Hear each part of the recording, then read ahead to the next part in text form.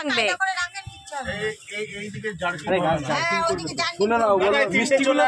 মিষ্টিগুলো হাতে রাখো।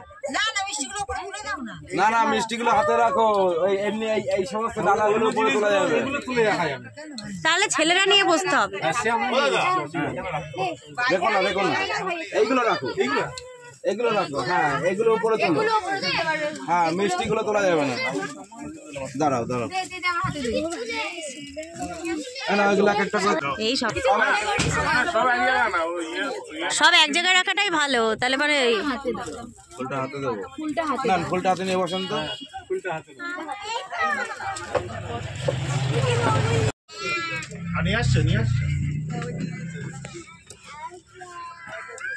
বোরিং হচ্ছিস?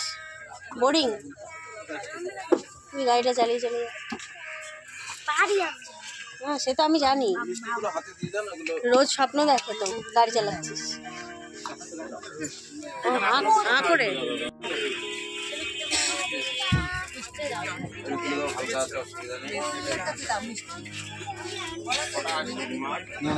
বিয়ের বাজারে ফুলের প্রচণ্ড ক্রাইসিস, তার মধ্যে অনেক খুঁজে আমার জন্য ভদ্রলোক নিয়ে এসেছিল এই জুঁই ফুলের মালাটা। খোপা বেঁধে খুব সুন্দর করে চুল বাঁধার সময় পাইনি, তাই জন্য ওভাবেই দিয়েছিলাম। কনে পক্ষর তরফ থেকে আমরা আজকে যাচ্ছি কন্যা যাত্রী, আর এখানে চলছে এখন বাসের মধ্যে ধুম ধুমাধুম নাচ।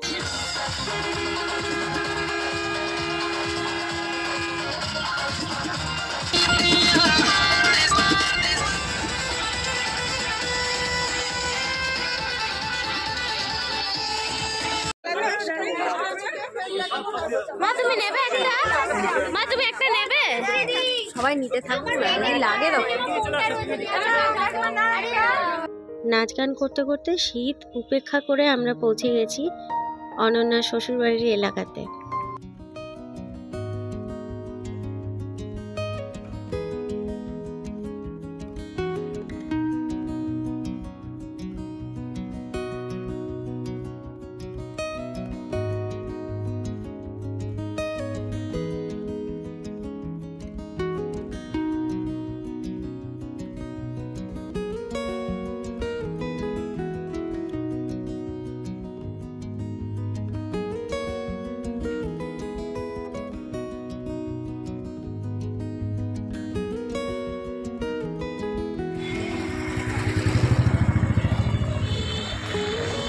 হাই হ্যালো,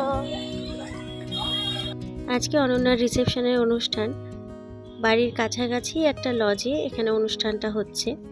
ঢুকতেই বেশ অনেকগুলো ছবি তোলা হলো দুপক্ষের তরফ থেকেই। এবারে আমরা যাচ্ছি অনন্যার সঙ্গে দেখা করতে।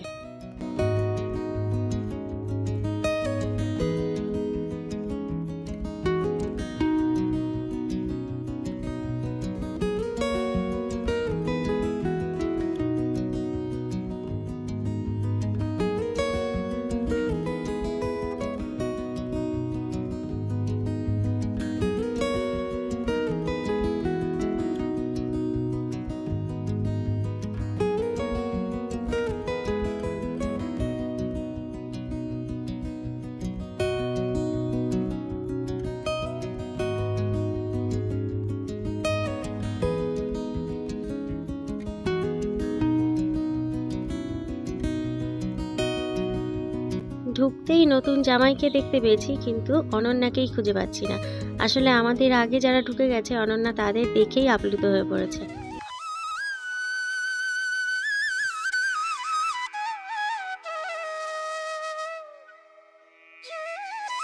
অনেকটা বড় একটা হল, তার মধ্যেই অনুষ্ঠান হচ্ছে, আর এইখানে অ্যারেঞ্জ করেছিল ডিজে।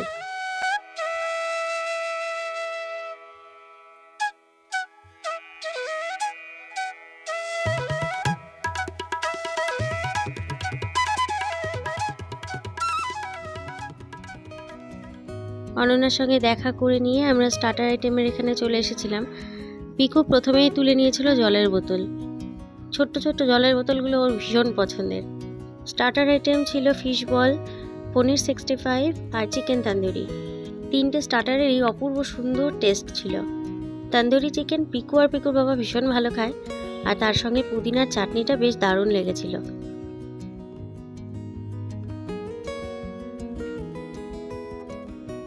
এরপর অনন্যার মায়ের সঙ্গে আমরা যাচ্ছিলাম অনন্যার নতুন বাড়ি দেখতে।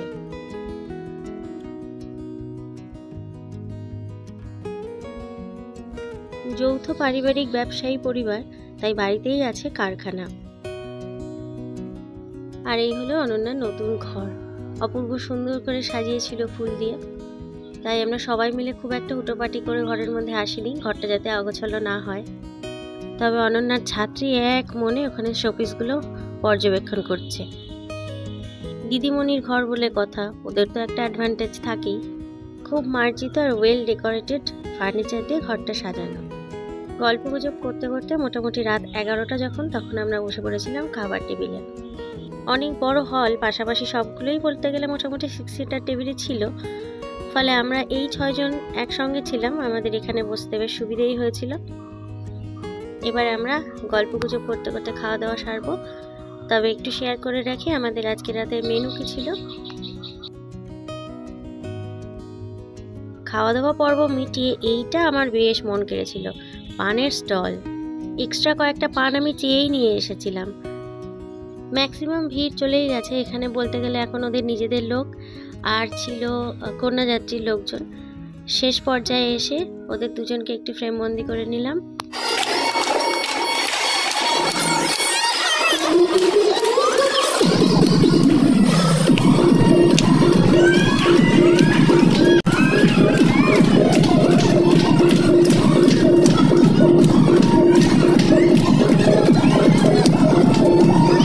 আমরা বাসে এসে পড়েছি, এখন মোটামুটি রাত 1:45 নাগাদ আমরা এখান থেকে বেরিয়ে পড়বো বাড়ির উদ্দেশ্যে।